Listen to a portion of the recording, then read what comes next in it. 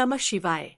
प्राणों के स्वामी, समस्त ब्रह्मांड के पालनकर्ता, विश्वनाथ, जगन्नाथ, पशुपतिनाथ और भोलेनाथ भगवान शिव के प्रत्येक नाम में अनंत करुणा, कृपा और कल्याण का संदेश समाया हुआ है। श्रावण मास हमें यह स्मरण कराता है कि यह दुर्लभ मानव जीवन केवल संसार के मोहमाया में उलझने के लिए नहीं, बल्कि भगवान की भक्ति, साधना और आत्मकल्याण के लिए प्राप्त हुआ है। इसी पावन भावना के साथ हम श्रावण मास की दिव्य कथा श्रृंखला के दूसरे अध्याय का आरंभ करते हैं। भगवान शिव ने संत कुमार से कहा, हे महाभाग, आपने अत्यंत उत्तम प्रश्न किया है। आप विनम्र, श्रद्धालु, गुणवान और भक्ति से परिपूर्ण हैं। आपने श्रावण मास के विषय में जो कुछ पूछा है और जो नहीं भी पूछा है, वह सब मैं अत्यंत प्रेम और प्रसन्नता के साथ आपको सुनाऊंगा। भगवान शिव आगे कहते हैं, हे संत कुमार, यद्यपि मैंने तुम्हारे पिता ब्रह्माजी का 5वां मस्तक काट दिया था, फिर भी तुमने मन में द्वेष नहीं रखा और मेरी शरण में आए। यही सच्चे भक्त का लक्षण है। इसलिए मैं तुम्हें श्रावण मास का संपूर्ण महात्म्य बताता हूँ। भगवान शिव बोले, हे योगियों, श्रावण मास में मनुष्य को नियम पूर्वक व्रत करना चाहिए। पूरे मास प्रतिदिन रुद्राभिषेक करना चाहिए तथा अपनी प्रिय वस्तुओं का त्याग कर भगवान शिव की आराधना करनी चाहिए। बिल्वपत्र, पुष्प, फल और पवित्र भाव से की गई पूजा भगवान शिव को अत्यंत प्रिय होती है। श्रद्धा से किया गया पंचामृत अभिषेक अनंत पुण्य प्रदान करता है। भगवान शिव कहते हैं, श्रावण मास में किया गया प्रत्येक शुभ कर्म अनेक गुना फल देता है। इसलिए इस मास में ब्रह्मचर्य का पालन करें, सत्य बोलें, भूमि पर शयन करें, प्रातःकाल स्नान करें और मन, वचन तथा कर्म से भगवान का स्मरण करें। जो श्रद्धापूर्वक ओम नमः शिवाय मंत्र का जप करता है, रुद्राभिषेक करता है, वेदों का पाठ करता है और भगवान शिव की प्रदक्षिणा करता है, उसके जीवन के अनेक पाप नष्ट हो जाते हैं और उसे भगवान की विशेष कृपा प्राप्त होती है। भगवान शिव आगे कहते हैं, हे मुनिश्रेष्ठ, श्रावण मास में किए गए जप, तप, दान, हवन और यज्ञ का फल अनंत गुना बढ़ जाता है। इस पवित्र मास में जो साधक श्रद्धा और नियम के साथ मेरी उपासना करता है, उसके सभी मनोरथ पूर्ण होते हैं और अंत में उसे मोक्ष की प्राप्ति होती है। भगवान शिव ने आगे कहा, हे संत कुमार, इस मास में ओम नमः शिवाय षडक्षर मंत्र का जप अवश्य करना चाहिए। रुद्राभिषेक, शिवलिंग की पूजा, वेद पाठ, पुरुष सूक्त का पाठ तथा श्रद्धापूर्वक प्रदक्षिणा और नमस्कार करने से साधक को महान पुण्य प्राप्त होता है। उन्होंने आगे कहा, श्रावण मास में यदि कोई श्रद्धालु गृहयज्ञ, होम, दान या अन्य शुभ कर्म करता है, तो वे शीघ्र ही फल प्रदान करते हैं।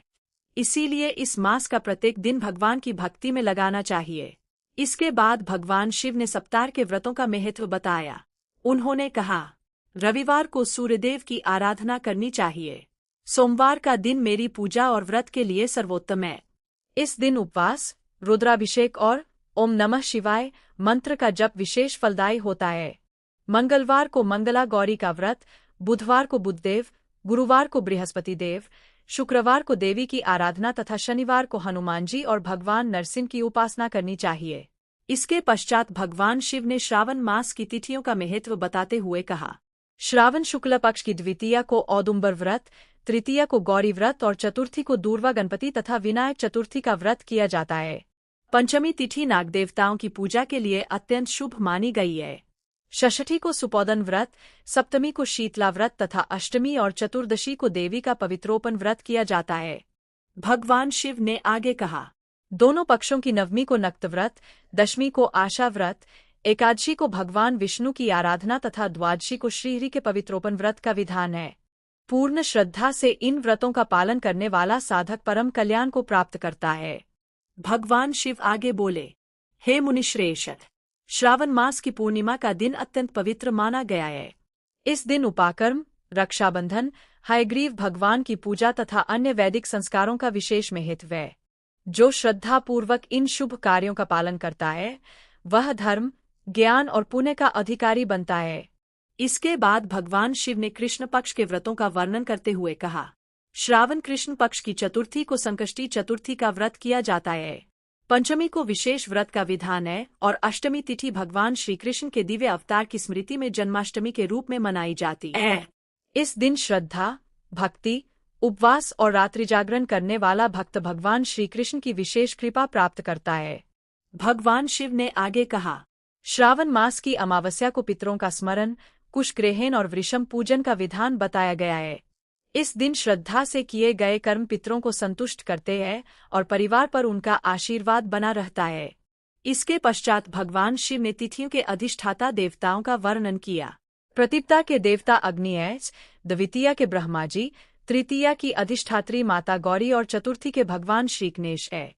पंचमी के देवता नागराज, षष्ठी के भगवान कार्तिकेय, सप्तमी के भगवान सूर्य और अष्टमी के स्वयं भगवान शिव है। नवमी की अधिष्ठात्री माँ दुर्गा, दशमी के यमराज, एकादशी के विश्वदेव, द्वादशी के भगवान विष्णु, त्रयोदशी के कामदेव, चतुर्दशी के भगवान शिव, पूर्णिमा के चंद्रदेव तथा अमावस्या के अधिष्ठाता पितृदेव माने गए हैं। भगवान शिव ने कहा, जिस तिथि के जो अधिष्ठाता देवता है, उस दिन उनकी श्रद्धापूर्वक पूजा करने से विशेष पुण्य और दिव्य कृपा प्राप्त होती है। इसके बाद भगवान शिव ने अगस्त्य ऋषि के उदय और सूर्य उपासना का महत्व बताया। श्रावण मास में अगस्त्य ऋषि के उदय का विशेष महत्व है। इस समय श्रद्धा से सूर्यदेव की आराधना करनी चाहिए। श्रावण मास में सूर्य गभस्ती नाम से जगत को प्रकाश और ऊर्जा प्रदान करते हैं, इसलिए इस मास में सूर्योपासना भी अत्यंत फलदायी मानी गई है।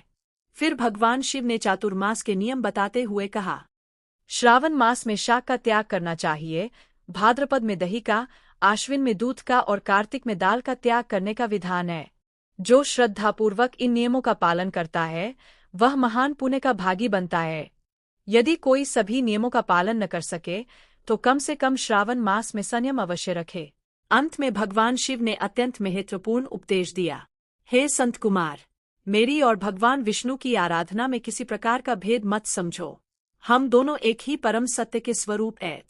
जो अज्ञानवश हमारे बीच भेद करता है वह धर्म के वास्तविक स्वरूप को नहीं समझ पाता। इसलिए सदैव संभाव, भक्ति और श्रद्धा के साथ ईश्वर की उपासना करो। भगवान शिव के इन अमृतमय वचनों के साथ संत कुमार का संशय दूर हो गया और उन्होंने श्रावण मास के व्रत, धर्म और भक्ति के महत्व को हृदयंगम किया। इसी के साथ श्रावण मास महात्म्य कथा अध्याय 2 इंच का यह दिव्य प्रसंग पूर्ण होता है। हर हर ट्रायंगुलर फ्लैग। ओम नमः शिवाय।